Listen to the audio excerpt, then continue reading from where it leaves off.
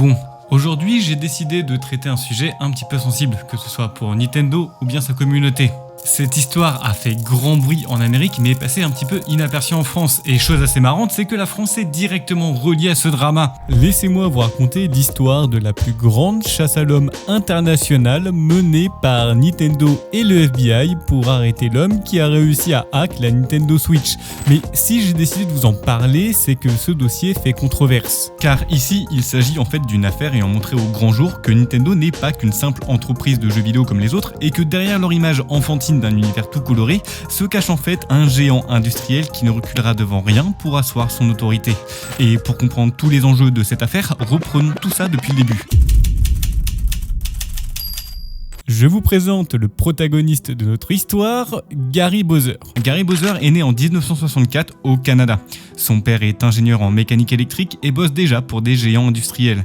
Il a toujours bercé ses enfants dans un univers technologique. Mais pour rappel, nous sommes dans les 60s et c'est les prémices de l'informatique grand public. Et c'est pour cela qu'un jour, le père de Gary ramène à la maison un drôle d'objet, le TechNet 990, les tout premiers ordinateurs d'entreprise qui à cette époque étaient encore dans un usage professionnel. À l'époque, il n'y avait pas de système d'exploitation. Tout se doit d'être codé à la main, c'est-à-dire que le simple fait de vouloir écrire un texte vous demande au préalable de coder un logiciel de traitement de texte et le tout sans disque dur, donc si l'on éteint la machine, il ne reste plus qu'à tout recommencer. C'est les premiers pas de Gary dans l'informatique et découvre à la fois la passion qui, 40 ans plus tard, lui coûtera d'être recherché par la majorité des services secrets internationaux. Mais n'allons pas trop vite. De cette passion, Gary décide d'en faire une vocation. Il réussit à vendre quelques petits programmes informatiques et finit dans les années 90 par ouvrir un cybercafé. C'était une grande mode à l'époque, les joueurs s'y retrouvaient pour jouer à Counter-Strike et Dance Revolution. Son affaire fonctionne jusqu'aux années 2000. Et oui, les consoles deviennent de plus en plus performantes, les ordinateurs deviennent communs à toutes les chaumières et donc les joueurs désertent peu à peu les cybercafés. Gary est au bord de la faillite quand tout d'un coup, un enfant arrive à son comptoir et lui demande s'il sait réparer sa Xbox qui ne démarre plus. Gary ouvre la machine et il découvre que le disque dur est HS.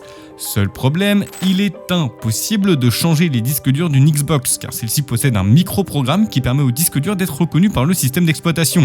Sans ce programme, la console reste inutilisable. Gary décide alors de recréer ce programme afin de pouvoir réparer la console du petit garçon. Et la rumeur se répand comme une traînée de poudre, si bien que des clients s'affolent devant le cybercafé de Gary pour qu'on puisse réparer leur console. En plus de cela, Gary partage tous ses codes sur internet. Et sachez que le faire, c'était pas vraiment la meilleure des idées puisque des petits malins s'en servaient eux cette fois-ci pour pirater leur console et donc forcément créer un business illégal avec. Et forcément, il ne fallut pas longtemps pour que Gary se retrouve avec des amendes pour fraude. Alors rien d'alarmant, mais cela pousse notre informaticien à quitter sa terre natale pour investir toutes ses économies dans une maison en République dominicaine. Mais 2008 arrive, c'est l'année de l'un des plus gros krachs boursiers immobiliers. Tout se casse la figure et des maisons qui valaient des centaines de milliers de dollars perdent 50% de leur valeur. Cela plonge beaucoup de familles américaines dans la précarité et Gary n'y échappe pas non plus. Il se retrouve donc sans un sou en poche, quand tout d'un coup, il reçoit un email qui détruira sa vie à jamais. Email envoyé par un certain Max Loarn. Avant de vous présenter notre antagoniste, laissez-moi vous parler de la Team Exécuté. La Team Exécuté est un groupe de hackers qui crée des firmware hacks de consoles de jeux vidéo. Ils sont responsables du hack de la 3DS, de la Xbox 360, de la GameCube ainsi que la PS1. Et bien que le terme groupe de hackers, ça peut nous laisser imaginer des informaticiens devant leur PC qui ne font que du code toute la journée, ici il faut voir la Team Exécuté comme une petite PME. Chacun a son rôle, il y a les développeurs qui sont responsables du code source, mais il y a aussi les commerciaux, responsables eux de faire de l'argent avec, vendre des puces, des firmware, des hacks à des consommateurs.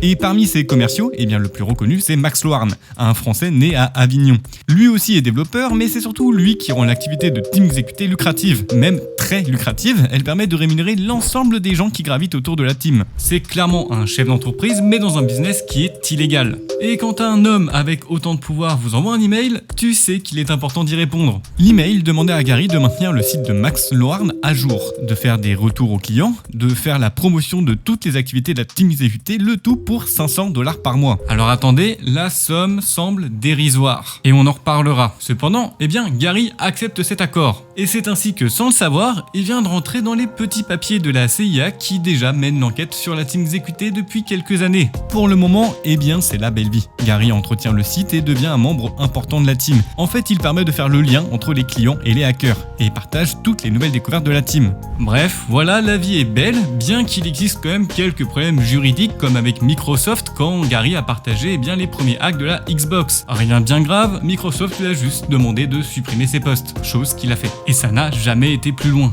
En 2017 sort le nouveau bébé de Nintendo, la Switch, et Nintendo est aux aguets pour tout ce qui s'agit de hack de leur nouvelle console. Ils se sont déjà fait avoir avec la Wii U, la DS, la 3DS et ils ne veulent pas que cela se reproduise et mettent tout en œuvre pour créer la console la plus difficile à hack, s'en vantant même d'ailleurs dans certains médias. Et c'est pas tombé dans l'oreille d'un sourd, car la team exécutée s'est donné comme objectif de créer un hack le plus rapidement possible pour la Switch, surtout en vue de sa popularité. La première team à réussir ce hack se verra avoir un marché gigantesque pour vendre leur hack. Gary enchaîne donc les articles sur l'avancement de la team et forcément, puisque rien n'est impénétrable, la Switch finit par être hack par la team exécutée, ce qui assure un très bon revenu pour tous ces développeurs. Tandis que la team fête sa réussite, Nintendo et la CIA ont eux aussi quelque chose à fêter. Nous sommes une nuit de confinement en 2020. Nous le savons, le confinement a été difficile pour beaucoup et les problèmes d'alcool de Gary ont explosé pendant cette période. Il s'endort donc bien éméché sur son canapé quand tout d'un coup, 4 hommes cagoulés entrent dans sa maison, lui mettent un sac sur la tête et l'enferment dans un fourgon pendant 12 heures sans lumière. Gary est paniqué et entend les types dire « L'extraction prendra 4 jours, autant le mettre en geôle en attendant ». C'est l'époque d'un certain virus. Vous voyez très bien duquel je parle. Et la République dominicaine, n'y échappe pas. Et elle est en loi martiale, en état d'urgence, et donc les prisons sont bien pleines. À savoir que là-bas, l'État ne donne pas à manger aux détenus. En fait, c'est aux familles d'aller nourrir leurs proches en prison. Et la période obligeant les gens à rester chez eux, ça amène que ces prisons, ont subi la pandémie de plein fouet. Mais c'est au bout de 4 jours que Gary est extradé en Amérique. Et ce, en ne sachant toujours pas pourquoi on l'avait arrêté. Mais c'est ici que la presse et les médias relaient l'information. 3 hackers arrêtés pour être extradés en Amérique. Leur nom, Gary Bowser, Yuxing Shen, un Chinois de 35 ans, et Max Loarn, un Français de 48 ans. L'Amérique les accuse d'être un groupuscule criminel ayant extorqué des millions d'euros à des entreprises de jeux vidéo. L'article explique que Gary a fini son extraction en Amérique, mais que Max, lui, est encore en Tanzanie. Vous vous rappelez de notre cher français ? Lui ne se laisse clairement pas faire. En fait, la Tanzanie le protège et ne veut pas l'expatrier en Amérique. Et même pire que ça, Laurent réussit à s'enfuir à l'aide de son jet privé pour rejoindre l'île de la Réunion. Pourquoi ? Puisque une fois arrivé sur place, il est de retour en France et donc forcément, il est sous courroux des lois françaises. Et dans les lois françaises, il y a un petit article qui stipule que aucun citoyen français n'a à être expatrié dans un autre pays. Vous le comprenez, Max est sorti d'affaire. Il est recherché internationalement avec un mandat d'arrestation, mais vit tranquillement en France. Il se permet même une interview pour Le Monde avec, je cite, « Voler des sociétés qui font des milliards, qu'est-ce que j'en ai à faire ?» Alors oui, ok, la phrase est belle et ça fait le buzz, mais qu'en est-il de ton équipe, Laurent ? Qu'en est-il des gens avec qui tu as travaillé pendant toutes ces années et que tu aurais même été chercher ? Car pendant ce temps-là, pour Gary, c'est vraiment une autre affaire. Gary est jugé par le tribunal américain pour blanchiment d'argent et piratage informatique. La cour ne retient d'ailleurs que la deuxième accusation pour piratage et la sentence tombe, 5 ans d'emprisonnement. À savoir que le tribunal est resté clément avec Gary. D'une part car il y a des vices de procédure et que l'arrestation était quand même assez musclée, notamment à cause de la période de la pandémie. Gary est enfermé pendant 5 ans où il réfléchit à ses erreurs. Il participe à des ateliers d'aide aux autres prisonniers et touche une petite somme d'argent pour cela, 25 $ par jour, qui lui permet donc de cantiner. Et ça pourrait s'arrêter là, voilà, justice a été faite, point. Mais ça, ce serait oublier le géant japonais. Ce qu'il faut comprendre, c'est qu'en Amérique, lorsque tu restes 5 années sur le territoire, tu deviens un résident américain, et donc tu es soumis aux règles et aux lois du pays. Et c'est quasiment à la fin de sa peine que Gary reçoit un appel de son avocat. Nintendo a lancé de nouveaux chefs d'accusation sur toi. Tu es maintenant un résident américain et à ce juste titre, une entreprise étrangère peut te demander des dommages et intérêts.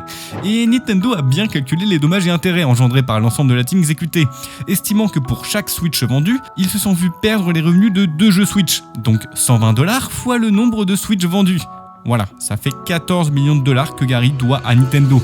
Ça fait un paquet de thunes et surtout que Gary à ce moment-là, on rappelle qu'il ne touche que 25 $ pour ses tafs qu'il fait en prison.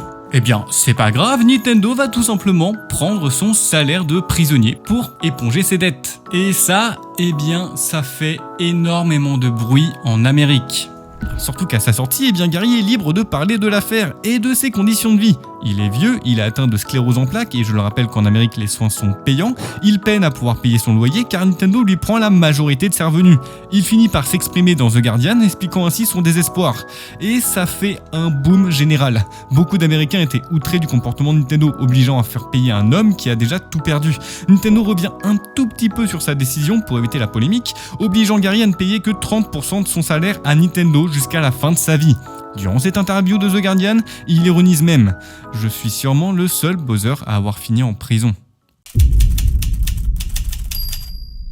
Alors, il y a énormément de problèmes dans cette affaire. Les extraits que je vous ai mis au tout début de la vidéo sont des personnes qui critiquent allègrement Nintendo pour leur agissement, accusant même la firme de faire de Gary Bowser un exemple de punition. La communauté est divisée. Certains sont plutôt du côté de Nintendo, accusant Gary de ne pas tout dire, qu'il aurait un rôle bien plus important dans la team exécutée et qu'il serait en fait millionnaire. C'est pour cela que quand je vous ai fait part de la fameuse somme des 500 $ que Gary touchait, je vous ai dit qu'on nous en reparlerons. Eh bien, c'est le moment, car les fameux 500 $, ça c'est les dires de Gary. Il faut savoir que, en fait, ça reste un marché illégal, donc il n'y a pas de fiche de paix. Tout se joue sur la confiance qu'on porte ou non aux dires de Gary. Toute l'histoire que je vous ai racontée sont les dires de Gary durant une interview qu'il a donnée au youtubeur Beyond Trust. 1h11 où Gary se défend de ses accusations. Il nous raconte sa vie et sa vision du hacking. L'interview n'a fait que 275 vues et le seul commentaire, eh bien c'est la chaîne YouTube de Gary lui-même. Chaîne où il présente beaucoup de vieux matos informatiques et il montre sa maison en République Dominicaine qui semble quand même bien loin d'une villa de millionnaire. Voilà, je sais pas vraiment quoi vous dire, mis à part d'aller regarder les sources dans la description pour aller vous faire un avis. Et sachez que même moi, avec mes recherches, eh bien je garde des doutes sur cette affaire. Je conçois que Nintendo veut utiliser Gary comme exemple de punition. Surtout que parmi toute la team de hackers, eh bien il n'y a que Gary qui a fini par être arrêté, les autres ayant échappé à la justice. Mais en même temps, eh bien entendre Gary dire qu'il n'avait que 500 $ par mois pour ses activités illégales me font tiquer. Surtout qu'à cette époque, la team exécutée est vraiment au meilleur de leurs activités et font un profit sur des firmware illégaux. Le tout sous couvert eh bien d'une action activiste qui prône l'open source. Je vous laisse mettre vos avis en commentaire. Si vous voulez soutenir mon travail, eh bien abonnez-vous à la chaîne, c'est le meilleur moyen de partager votre soutien. Et sur ce, je vous dis à la semaine prochaine pour une nouvelle vidéo.